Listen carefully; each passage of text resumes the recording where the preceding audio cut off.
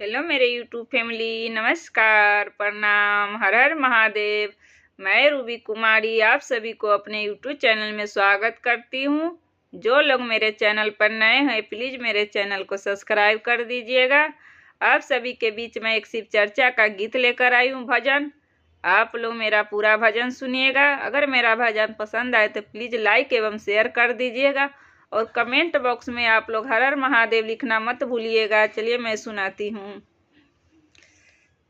सबके शिव नाम धन मामल माल कैले बा। सबके शिव नाम धन मामल माल कैले बा। हमरा गुरु के ज्ञान माँ कमाल कैले बा। हमरा गुरु के ज्ञान माँ कमाल कैले बा।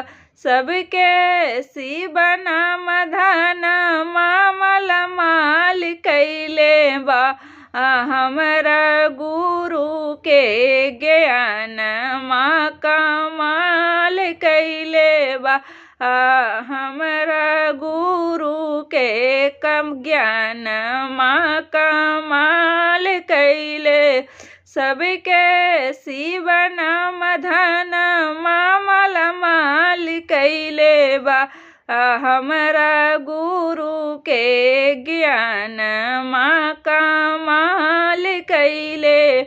शेष गुरु के 3 गो सुतरिया कमाल कैले बा। गुरु के 3 गो सुतरिया कमाल कैले बा। हमरा गुरु के ज्ञान माँ कमाल कैले। 3 गो सुतरबा में बड़ी चमत्कार हो। 3 गो सुतरबा के बड़ी चमत्कार हो। चर्चा से घर में अमृत बरसेला।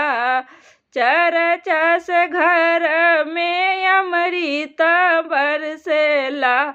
हमरा गुरु के ज्ञान माँ कमाल कैले बा। हमरा गुरु के ज्ञान माँ कमाल कैले। सबके शिव नाम धन मामल माल कैले बा। हमरा गुरु के ज्ञान माँ कमाल कैले। पहिला सुतरबा में दया के भंडारबा।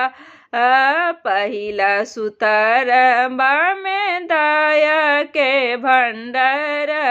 मोहनी मुरातिया निहाल कैले बा। हो मोहनी मुरातिया निहाल कैले बा। हमरा गुरु के ज्ञान माँ कमाल कैले बा। हमरा गुरु के ज्ञान माँ कमाल कैले बा। दूसरा सुतरबा में चर्चा के ज्ञान माँ। दूसरा सुतरबा में चर्चा के ज्ञान। महिमा इन कार्य पार हो खेला। महिमा इन कार्य पार हो खेला। हम गुरु के ज्ञान माँ कमाल कैले। सबके शिव नाम धन माँ कमाल कैले। हमरा गुरु के ज्ञान माँ कमाल कै।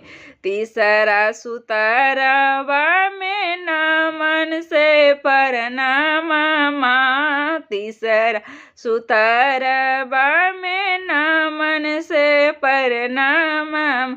इनको से सबके ज्ञान मिलेला। इनकर से सबके ज्ञान मिलेला। हमरा गुरु के ज्ञान माँ कमाल कैले बा। हमरा गुरु के ज्ञान माँ कमाल कैले बा। आप सभी को मेरा भजन कैसा लगा प्लीज कमेंट बॉक्स में बताइएगा। हर हर महादेव।